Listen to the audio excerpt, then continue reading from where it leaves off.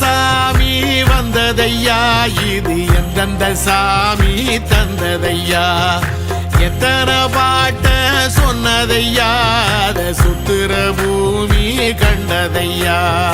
அடிச்சு வீசும் காத்துலையும் அந்த தகப்பனாச சுத்துதையா, பிடிச்சு பூக்கும் விதையிலும் ஒரு வம்சத்து கதையே உள்ளதையா, 100 தலைமுறை சேர்ந்து செதுக்குன ஈர நலம் இது பாறையா, வாழும் வரையிலும் நீயும் விதைக்கிற கடமை இருக்கு கேளையா.